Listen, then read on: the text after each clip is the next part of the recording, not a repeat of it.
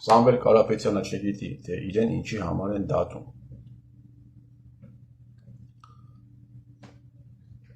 Ուրեմն մեր ձևով ձևակերպման համար Սամվել Կարապետյանին կալանք տվեցին, հետո Սամվել Կարապետյանը քաղաքական ֆիգուր դարձավ Հայաստանի Հանրապետությունում, հետո կալանքը,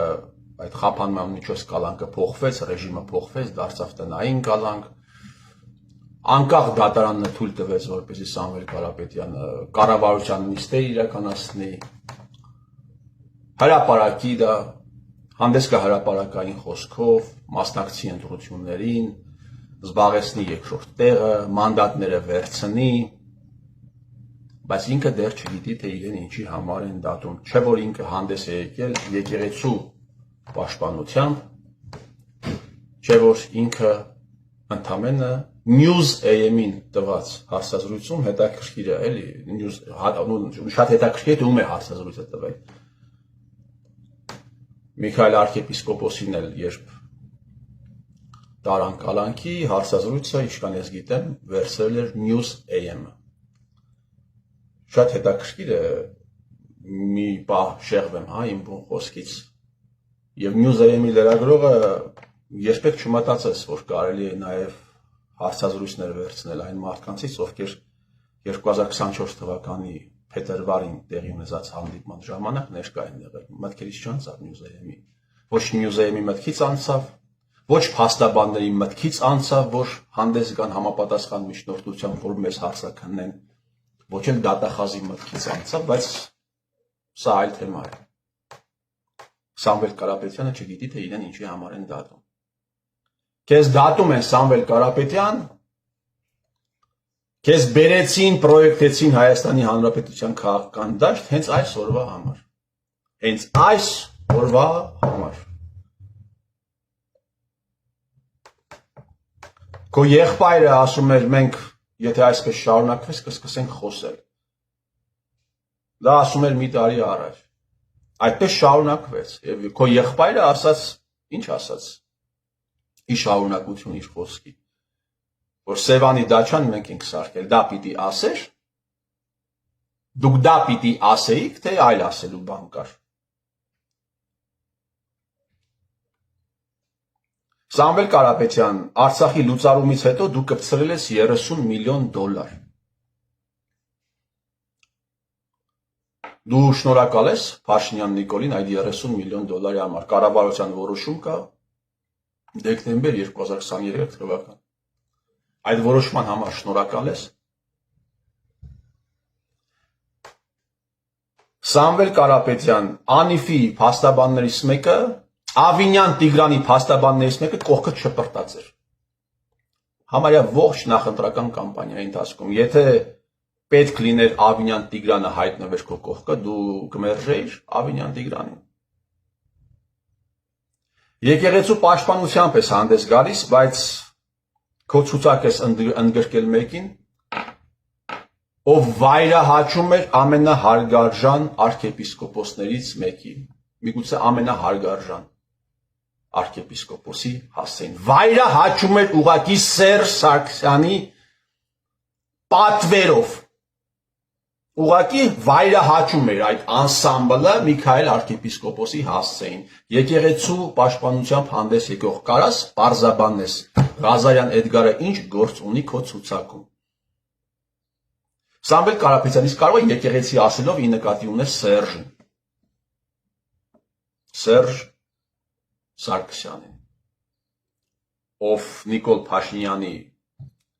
հեղափոխական Նիկոլ Փաշինյանի դատարանի որոշմամբ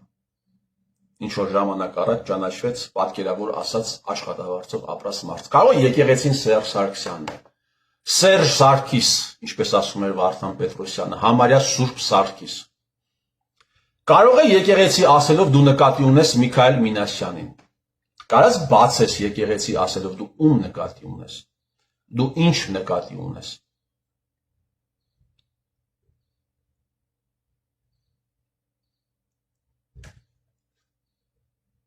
Բազմաթիվ են մարդիկ, ովքեր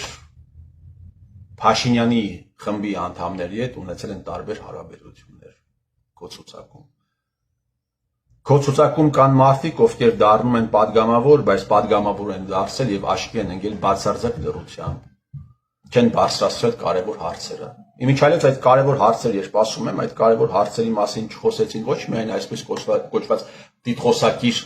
ընդդիմադիրները, ուժեղ Հայաստան, դաշնակ մասնակներ, այլ այդ հարցերի վերաբերյալ չխոսեց նույնիսկ դոկ կուսակցության առաջին համարը։ Ռադիկալ խոսքով հանդես եկող ուժի ներկայացուցիչը Փաշինյան Նիկոլի կողքը կանգնած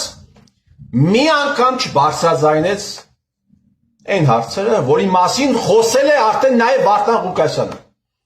Ես Վարդանի շուտ էի ասել, որ քո ցուցակ կբերեն, կդնեն ազգային անվտանգության ծառայության հետ աշխատած, աշխատող գործակալների։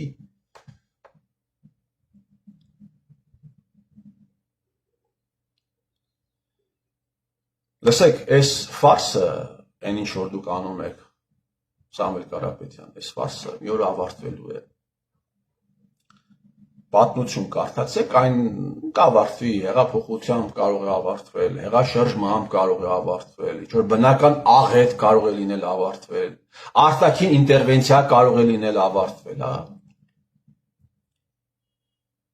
Այս անսամբլի պարագլուխները կարող են սատկել ավարտվել, բայց ավարտվելու է։ Ձեզ թող չթվա, հա, որ Հայաստանի Հանրապետությունը լուսնի վրա է, եւ դուք ինչ անեք, պիտի մարսեք։ Դուք հավերժ կարող եք այս խաղը խաղալ։ Հավերժ։ Չէ, այդպես չէ։ Կավարտվի։ Ձեզանից ավելի ուժեղ տղաներ, ավելի ազդեցիկ մարդիկ են եղել եւ դարձել են պրախ։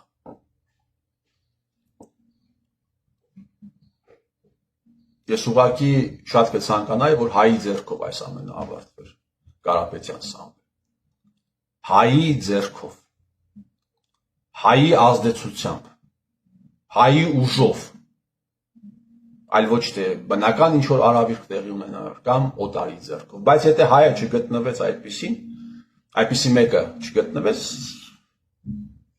այլ բաներ տեղի կունենան այստեղ։ Դուք չեք կարող մի ողջ ժողովրդի խաբել, հավերժ մոլորեցնել, հավերժ օգտագործել, հավերժ այս ամենը ունենալու է իր վերջը։ Կարապետյան Սամվել անպայման այս ամենը ունենալու է իր վերջը։ Ես ձեր տիրոջ մերը